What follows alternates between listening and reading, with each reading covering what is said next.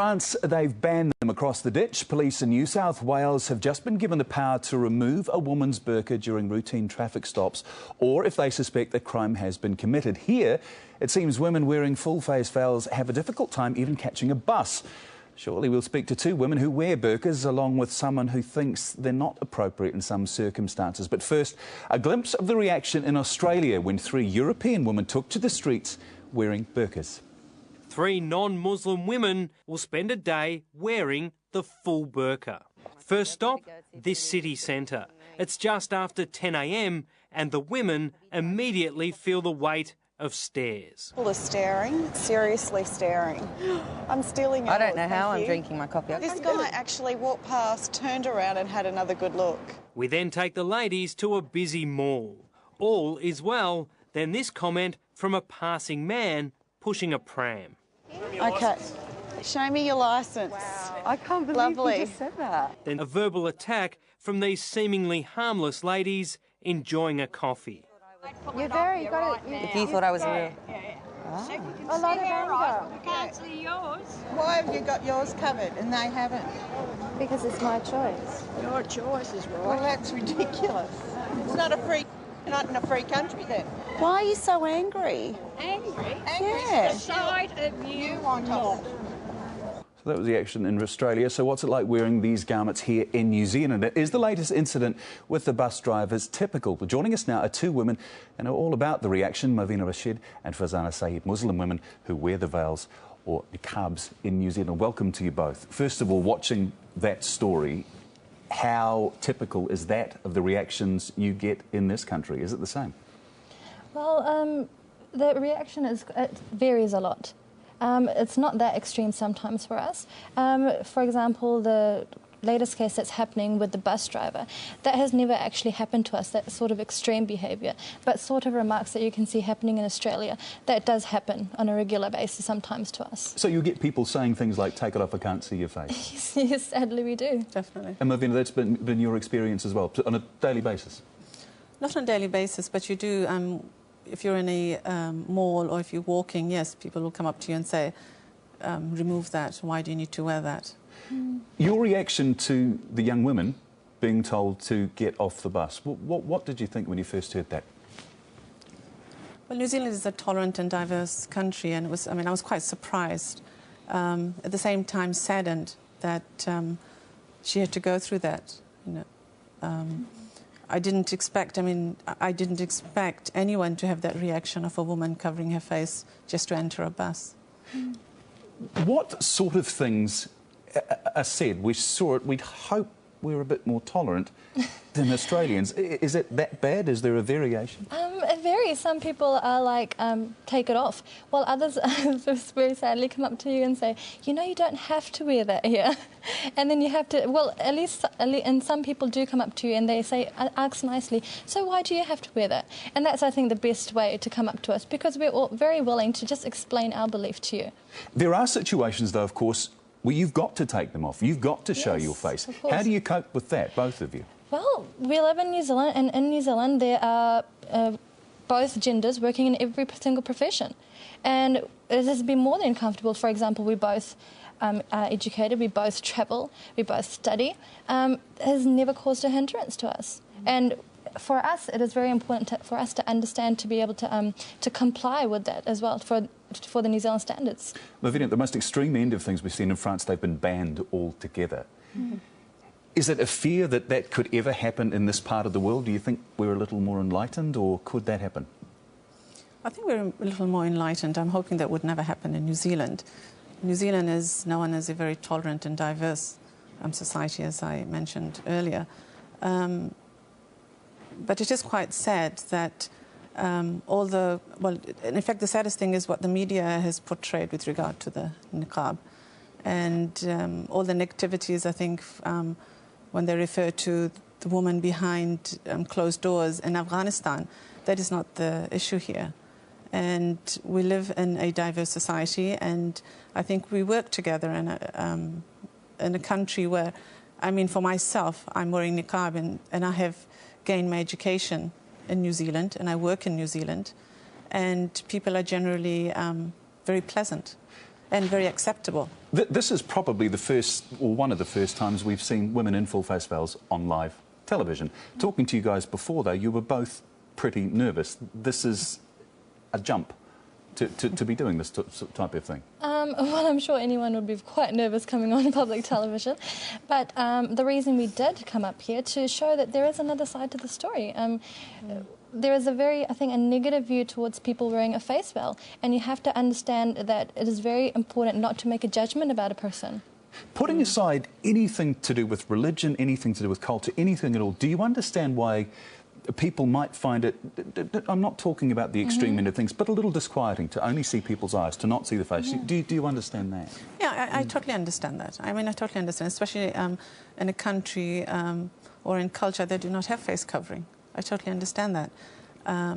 And so I think it's important how we react as well. It's very important when I see someone, you know, reacting in a very negative manner, that I do have an understanding, yes, well, this person, you know, it's something new for him or her. So, yeah, I mean, I totally do understand that, but at the same time, I think we need to take a step to educate ourselves. Right. You know. Okay. We will come back to you in a moment. Along with us tonight, also from Wellington, is Race Relations Commissioner Joris de Vries, and with me here in Auckland, Glenn Carpenter from New Zealand Christian Network. First of all, Glenn, your reaction to what's happened to the young woman on the buses, the young women on the buses? Well, I was sad too, and I agree with these two ladies. I also feel sad for the bus driver, and maybe there's a need here for some education on what is actually covered under human rights and Bill of Rights legislation. Maybe it wasn't clear what issues were there. But I think that, I mean, my wife works as a counsellor, and to know that there's a new thing now called maskophobia sort of opens up a whole new area of counselling. Convenient, though, isn't it, that they both had the same condition that most of us wouldn't have even heard of? Yeah, I wasn't sure whether it was tongue-in-cheek when I first heard it, to be honest. I also agree with the ladies that some of these issues that have been put up there as objections to the burqa or the niqab are a little bit spurious in the New Zealand sense. Security is not a significant issue for us here in New Zealand, so I don't think people need to be too concerned by that. I think the issue of oppression of women, it's a valid concern in some countries. I don't know that that's necessarily a concern here. So. And I think we also need to keep the whole issue in perspective. If the figures in New Zealand are anything like the figures in France, where I think it's something like 1 in 50,000 people wear a burqa, we're talking about probably in the whole of New Zealand of only about 80 people. But the big issue for us, and I think, and this is the area that I think the question you just raised, people in New Zealand are concerned. Not everybody. Some people are happier, more comfortable with it, others not so. But I appreciate the fact that there is a recognition of those concerns, and I appreciate the fact that your next person is Joris de Vries, because he and I work together on interfaith dialogue matters, and many of these things can be resolved just by talking through the issues. Joris de Vries, if I can get you from Wellington, what has been your reaction to what you've heard tonight and to the young women on the buses? Oh, I really feel for the young women who didn't get onto the bus. And I think it's a matter of concern for the company that 2 employees should have had this reaction, because whatever people personally think, when you are in a position of, you know, whatever level of power or control, controlling the entry to a public bus or running a shop or working in a government department, being an employer, then you have a responsibility to respect and honour the Bill of Rights and the right to freedom of religious belief. And Glenn is right.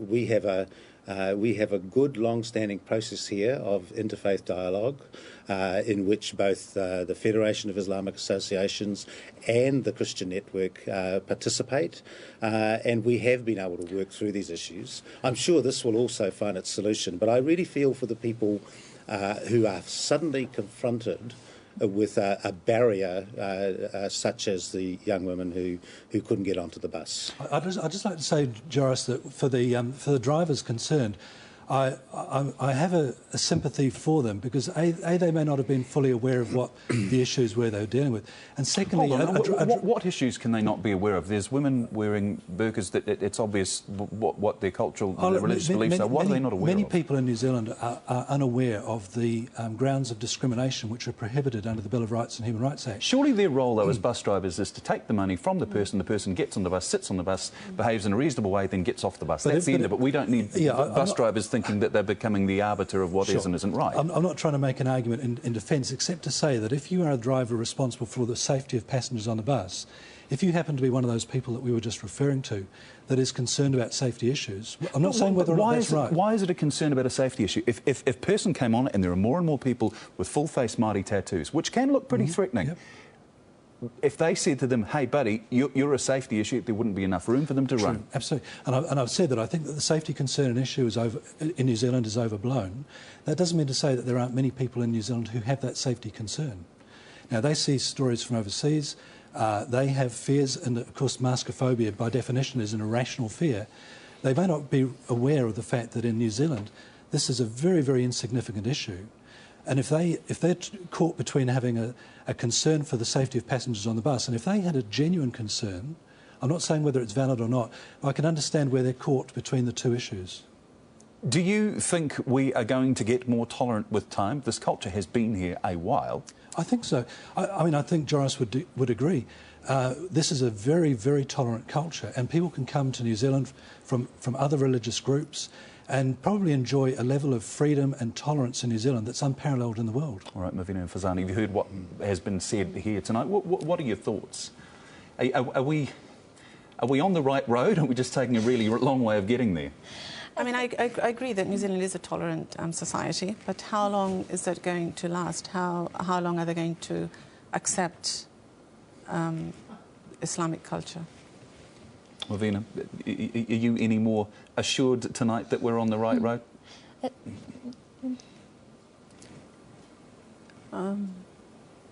Yes. You would hope so. I would hope so. I think it's very important, though, that, I mean, it's not about educating others, it's about educating yourself. The information is out there, you just have to be open to understanding it. All right. To all of you, thank you very much for coming in and discussing this. So what do you make of it all? How do you feel about women in New Zealand wearing veils or burqas? Log onto our facebook.com/closeup or send us an email, closeup@tvnz.co.nz, and let us know what you